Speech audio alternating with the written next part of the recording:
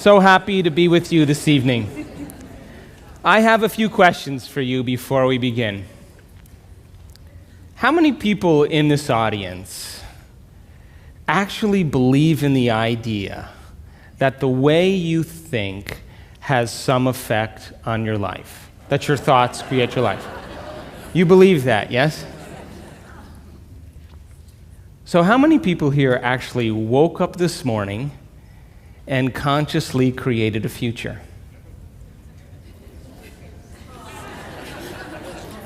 You know, the biggest reason why people don't do it is because you don't really believe it's true. You see, if you knew on a gut level that it was absolutely true, would you ever miss a day? Come on. And would you ever let any thought slip by your awareness that you didn't want to experience? So your brain, according to neuroscience, is organized to reflect everything you know in your life. Your brain is a record of your environment. It's a record, an artifact of your past.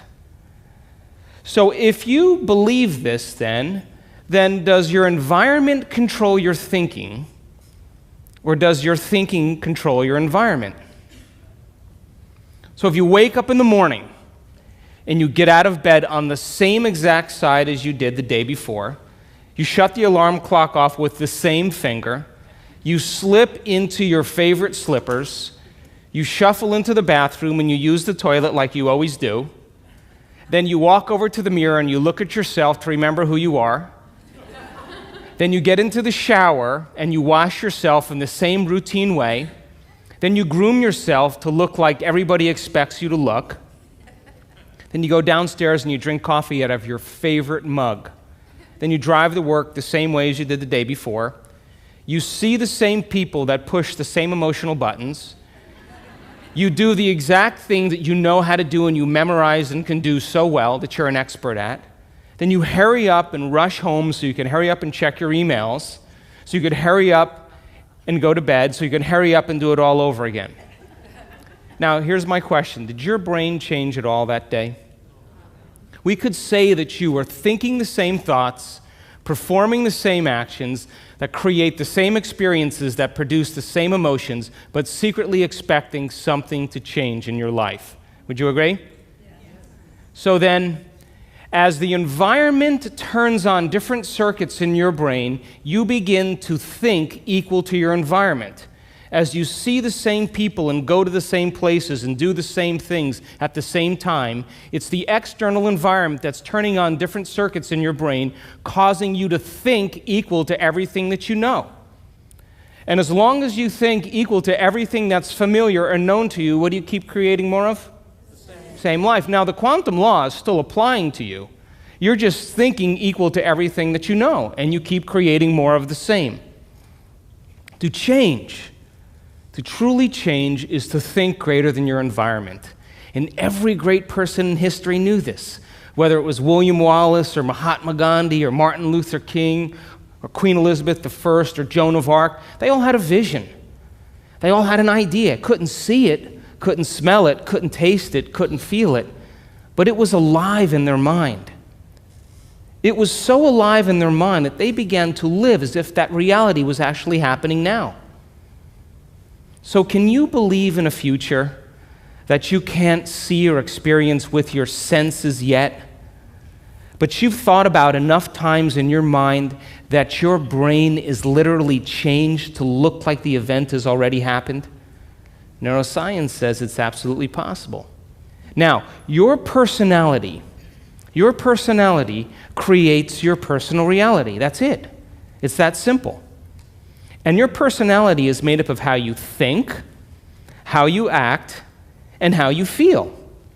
So the present personality who's sitting here today, you, has created the present personal reality called your life. Would you agree? Would you also agree then, if you wanted to create a new personal reality, that on a fundamental level you would have to change the thoughts that you are thinking, the behaviors and habits that you're demonstrating, and the emotions that you've memorized that's become part of your identity? And most people try to create a new personal reality as the same personality, and it never works. We have to become somebody else. So then, as you keep thinking the same thoughts, performing the same actions, and living by the same experiences that produce the same emotions, there's a principle in neuroscience that says nerve cells that fire together wire together. And if you keep repeating the same states of mind and body over and over again, your brain begins to fire in the same sequences, in the same patterns and same combinations. And whenever you make your brain work in a certain way, that's called mind. Mind is the brain in action. So as you remind yourself every day who you think you are, you're causing your brain to fire in the exact same ways. And as they fire and wire in the same patterns over time, the brain moves into a very finite signature, and that's called your personality. Now, that box in your brain isn't literally a box, but it's the most commonly wired, neurologically fired programs that run redundantly because we keep doing the same things over and over again. To change your mind, then, is to make the brain work in new sequences and new patterns and new combinations, to begin to make the brain work differently. And the one ingredient that allows us to do that is knowledge or information. Because every time you learn something new, you make a new connection in your brain. That's what learning is. Learning is forging new connections. Remembering is maintaining or sustaining those connections. So now, every time you have a thought, you make a chemical.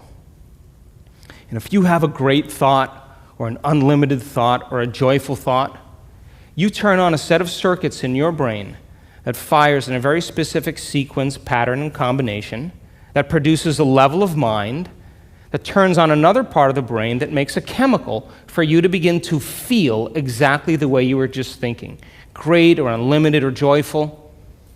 Now, if you have a negative thought or an unhappy thought or a self-depreciating thought, you turn on a different set of circuits and a different combination, a different sequence, and a different pattern that produces a different level of mind.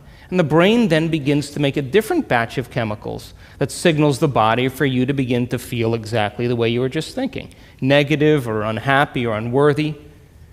So the moment you begin to feel the way you think, because the brain is in constant communication with your body, you begin to think the way you feel, which makes more chemicals for you to feel the way you think, and then you think the way you feel, and then you feel the way you think, and then you think the way you feel. And some people do this for 20 or 30 or 40 years.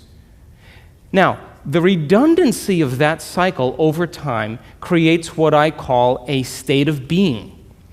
And a state of being is when your mind and body are working together, or your thoughts and feelings are aligned to a concept. So thoughts are the language of the brain, and feelings are the language of the body. And as people get caught in this cycle of thinking and feeling and feeling and thinking, over time, they condition their body to memorize that emotion as well as the conscious mind. And whenever the body knows as well as the mind, that's called a habit. A habit is when your body is the mind. Now, 95% of who you are by the time you're 35 years old is a set of memorized behaviors, a set of emotional reactions, beliefs, perceptions, attitudes that run just like a computer program.